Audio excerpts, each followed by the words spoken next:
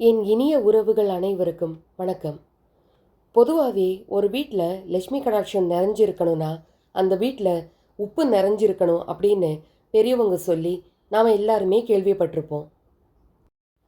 உப்பு நாம் சாப்பிட்ற சாப்பாட்டில் மட்டும் இல்லாமல் ஆன்மீக வாழ்விலும் ரொம்ப முக்கியமானதுங்க. விதையும் இல்லாமல் மண்ணும் இல்லாமல் கடலில் தோன்றிய இந்த அதிசய விளைச்சலை பார்த்து வியக்காத ஞானிகளே கிடையாது. எதனால் வீட்டில் உப்பு நிறைஞ்சிருக்கணும்னு பெரியவங்க சொல்கிறாங்க?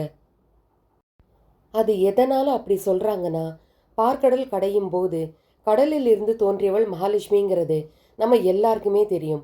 உப்பும் கடல்ல இருந்து தோன்றிய ஒரு பொருளுங்கிறதுனால உப்பினை மகாலட்சுமி தேவி அப்படின்னு சொல்கிறோம். இதனால தான் வீட்டில் எப்போவுமே உப்பு நிறைஞ்சிருக்கணும் அப்படின்னு பெரியவங்க சொல்கிறாங்க. கோவில்களில் கூட கொடிமரத்துக்கு கீழே நிறைய உப்பு கொட்டி பரிகாரம் பண்ணுறதை நாம் பார்த்துருப்போம். சமீப காலமாக அதிகமான பண வரவிற்கு உப்பை வைத்து பல பரிகாரங்களை நாம் செய்து வருகின்றோம்.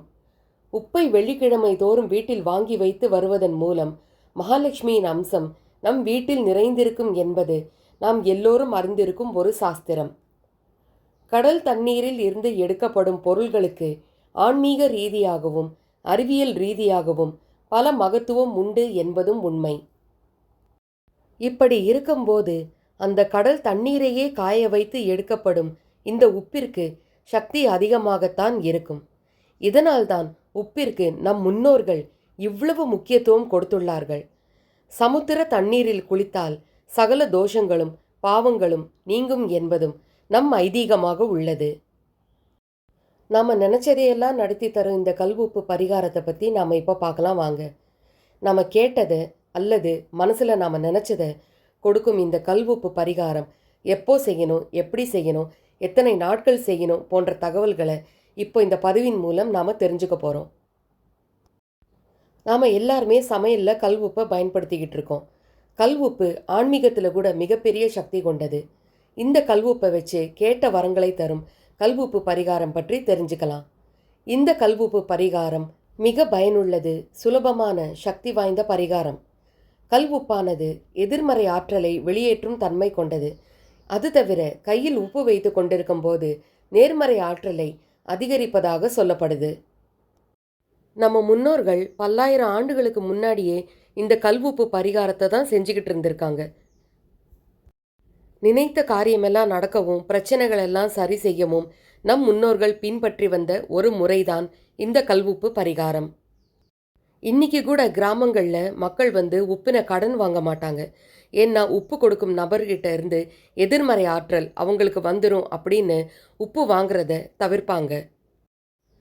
கேட்டதை அல்லது நினைத்ததையெல்லாம் கொடுக்கும் இந்த கல்வுப்பு பரிகாரத்தை எப்போ செய்யணும், எப்படி செய்யணும், எத்தனை நாட்கள் செய்யணும், இது போன்ற தகவல்கள் இப்போ பார்க்கலாம் வாங்க. அதிகாலையில் எழுந்து, அதாவது பிரம்ம முகூர்த்தத்தில் எழுந்து குளித்துவிட்டு 2 கைகளிலும் கல் உப்பு வைத்து கிழக்கு முகமாக உட்கார்ந்து கொள்ள வேண்டும். ஒரு மடியில் ஒரு வெள்ளை நிற காகிதத்தை வைத்து கொண்டு கைகளை தொடைகளில் வைத்து உள்ளங்கைகள் மேல் நோக்கி இருக்குமாறு செய்து கைகளை மூடிக்கொள்ள வேண்டும். அதன்பின் உங்களுக்கான வேண்டுதலை அல்லது வரத்தை, பிரார்த்தனையை மனதில் கூறிக்கொள்ள வேண்டும் அல்லது வாய்விட்டு சத்தமாக சொல்லிக்கொள்ள வேண்டும். உங்களது வேண்டுதலை சுமார் 15 நிமிடங்கள் வரை நேர்மறையாக சொல்ல வேண்டும். எடுத்துக்காட்டாக, கடன்கள் தீர வேண்டுமெனில் எனக்கு நிறைய பணம் கிடைக்க உள்ளது, எனது கடன் பிரச்சனைகள் முழுதும் தீர்ந்துவிடும் என்று நேர்மறையான பிரார்த்தனையாக கூற வேண்டும். நான் சொந்த வீடு வாங்கிவிடுவேன், எனக்கு திருமணம் விரைவில் நடைபெறும், நான் நல்ல மதிப்பெண் பெறுவேன். இந்த மாதிரி நமது விருப்பங்களை நேர்மறையான முறையில் பிரார்த்தனை செய்து கொள்ள வேண்டும். இவ்வாறு உங்களுடைய ஆசைகளை சுமார் 15 நிமிடங்கள் வரை நேர்மறையாக கூற வேண்டும். பின் அந்த கல் உப்பை ஒரு பேப்பரில் போட்டு மடித்து வைத்து பின் துணை ஓடும் நீரோடையில் உப்பை கொட்ட வேண்டும். நீங்கள் வசிக்கும் இடத்திற்கு அருகில் நீரோடை இல்லாத பட்சத்தில் கிச்சன், பாத்ரூம் போன்ற இடங்களில் இருக்கும் குழாயினை திறந்து உப்பை கொட்ட வேண்டும். இந்த பரிகாரத்தை எத்தனை நாட்கள் செய்வது? இப்படி தொடர்ந்து 21 நாட்கள் செய்து வர உங்கள் வாழ்வில் நல்ல முன்னேற்றம் காணப்படும்.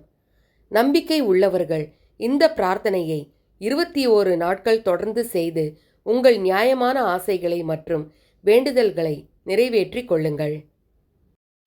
இன்னொரு பரிகாரம். நீங்கள் உங்கள் வீட்டில் ஒரு கண்ணாடி குடுவையில் சிறிதளவு கல் உப்பை கொட்டி அதில் சில்லறை காசுகளை போட்டு சேமித்து வாருங்கள். மாதம் ஒருமுறை அதனை எடுத்து பெருமாள் கோவில்களில் உண்டியலிலோ அல்லது தர்ம காரியத்திற்கோ செலவு செய்யுங்கள். இதனால் உங்களின் வருமானம் அதிகரிக்கும். மன நிம்மதியும் மகிழ்ச்சியான வாழ்க்கையும் உங்கள் குடும்பத்தில் நிறைந்திருக்கும். இப்படி 3 மாதங்கள் தொடர்ந்து செய்து பாருங்கள். நல்ல முன்னேற்றத்தை உங்களால் உணர முடியும். எந்த தடைகள் வந்தாலும் அதனை நம்மால் தகர்த்தெறிய முடியும் என்ற நம்பிக்கையை நம் மனதில் நன்றாக பதிய வைத்து கொள்ள வேண்டும். நம்பிக்கையும் நாம் செய்யும் பரிகாரமும் ஒன்றாக சேர்ந்தால் வெற்றி நிச்சயம்.